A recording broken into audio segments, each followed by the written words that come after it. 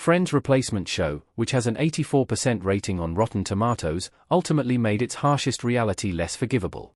The best episodes of Friends remind audiences why the hit sitcom is so brilliant, which centers on the 6 main characters' wild escapades living in New York City. However, their lifestyles create a sitcom plot hole that leaves us questioning their finances. There are many financially unrealistic sitcom characters in TV history. In fact, the sitcom subgenre is well renowned for this trope. As every season of Friends progresses, the characters' finances only make less sense. However, the characters in How I Met Your Mother are even worse in this context, and the show's strong Rotten Tomatoes rating isn't enough to distract from it. The harshest truth about Friends is that its characters could never afford their lifestyles. The careers of the Friends characters aren't as well compensated as you'd believe. Chandler, Ross, and Monica at the Hootie and the Blowfish concert in the Friends episode, the one with 5 steaks and an eggplant. For a group who frequently face a lack of work, or are even fired at points, the Friends characters are never really that close to losing their homes. Friends depicts the financial compensation of these characters' jobs as being far more secure than they are, and this creates a few plot holes. Phoebe lives with her grandmother for quite a while, for example, but for someone who collects a pension and a masseuse, it makes no sense that they can afford their place. Even later in the show, the only way it is logically possible for Phoebe to stay there is if her roommate, Denise, pays for a majority of the rent and bills. Monica's apartment is under rent control, but when she loses her job in season 2, Rachel is still only a waitress. Even with rent control, before Ross helps Monica, how can they afford their place? Joey's acting career isn't a secure form of employment, and paleontologists, university lecturers in the real world don't live the same lifestyle as Ross, either. In fact, Chandler is the only one out of the main 6 whose paycheck makes sense. At the same time, though, Chandler basically pays for everything Joey until he is cast in Days of Our Lives, but after Drake falls down an elevator shaft, he's back to square one. Throughout the show, the Friends gang are frivolous when it comes to money. Rachel works hard to save for her Thanksgiving skiing trip, for example, which should really be a luxury for a coffee shop waitress.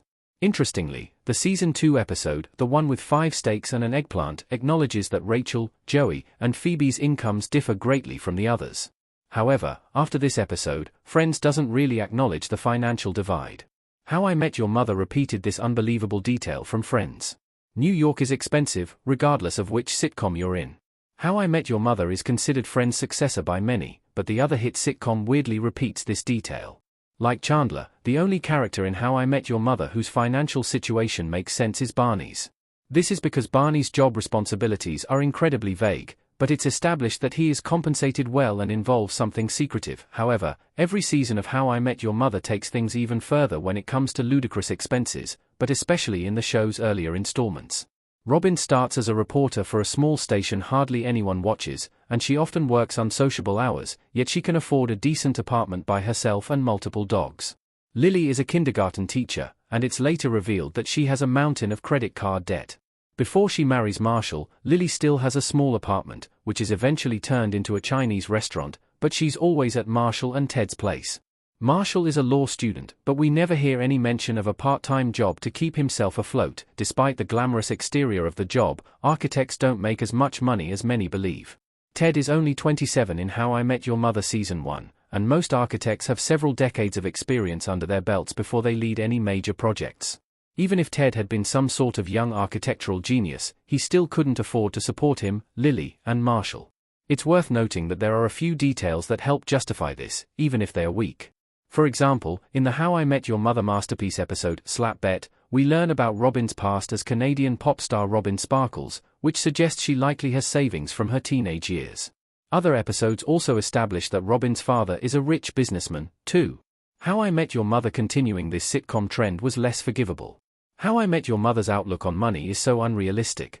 Lily laying in bed, surrounded by the sheets and pillows from Barney, in the How I Met Your Mother Season 2 episode, World's Greatest Couple. How I Met Your Mother somehow goes even further with this than Friends, though. While the activities of the Friends gang are unrealistic, How I Met Your Mother goes to the extreme. Barney can somehow afford flights anywhere and everywhere, and Marshall is seemingly able to drop his studies or job on a whim, as are Robin and Ted. Weirdly, Lily appears to be around a lot of the time. Although kindergarten takes up a good amount of the calendar year, she's present in most of How I Met Your Mother's best episodes because she's never at work. The group is frequently up late, drinking long into the night, but the topic of hangovers is only touched on a few times throughout the show. Even when their financial situations hit rough patches at points, How I Met Your Mother quickly forgets about it.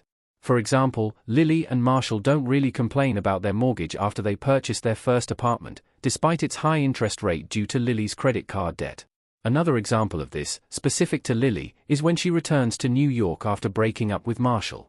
Lily notably struggles to find her new calling in life and doesn't have any secure employment, and while her tiny apartment is falling apart, it makes no sense that she can afford it by herself, even if it's the most realistic one in the show.